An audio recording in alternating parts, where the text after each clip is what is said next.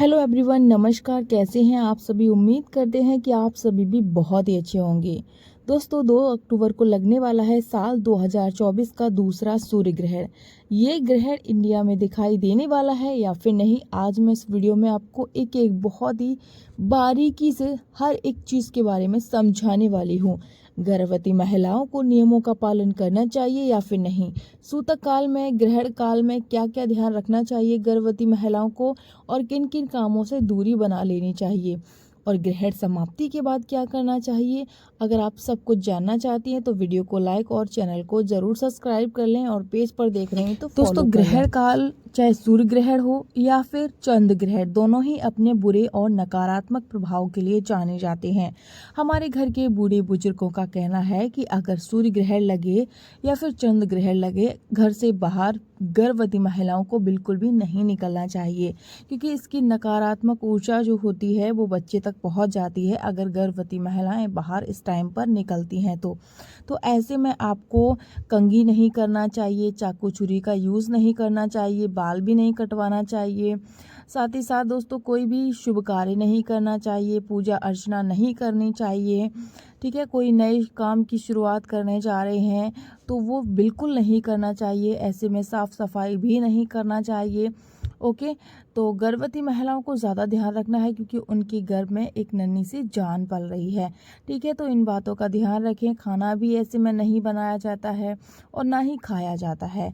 तो ये जो ग्रहण है ना, इसमें आप थोड़ा ध्यान रखें, चाहे इंडिया में दिखाई दे या फिर नहीं।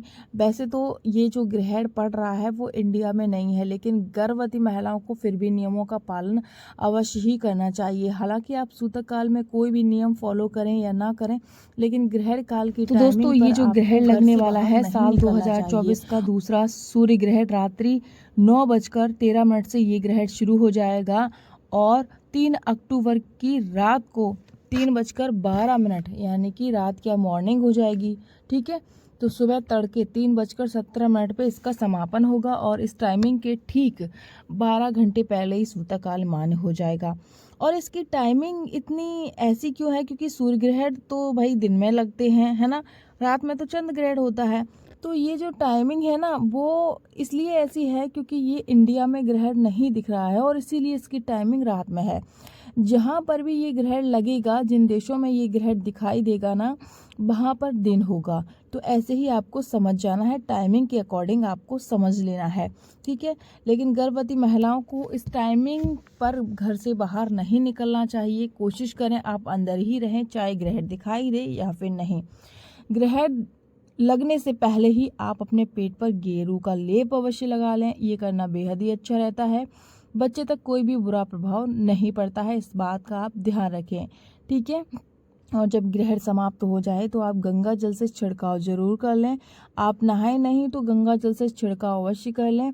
उसके बाद ही सोएं। अगर उठ गई हैं तो आप प्लीज़ गंगा जल से छिड़काव करिए, उसके बाद सो जाइएगा और सुबह मॉर्निंग में आप नहा लीजिएगा। याद रखें दोस्तों, अपने घर में भी गंगा जल का छिड़काव अवश्य करें ताकि शुद्धिकरण हो जाए। ओके, और जब आप सुबह नहा लेंगी तो नहा धो के आपको पूजा अर्चना करनी है, साफ सफाई कर लीजिएगा मंदिर की। पूजा अर्चना करने के बाद दोस्तों, आप चाहें तो किसी जरूरतमंद को दान भी कर सकती हैं, ऐसा करना बहुत ही शुभ होता है। ठीक है, जो भी ग्रहण का दोष होता है ना, जो सब नकारात्मक जो भी प्रभाव होता है वो उतर जाता है, तो आप दान कर सकती हैं जरूरतमंद की, बहुत ही अच्छा होता है। ठीक है, रुपयों का दान कर सकती हैं, अनाज का भी दान कर सकती हैं, तो दान करना बेहद ही पुण्य होता है।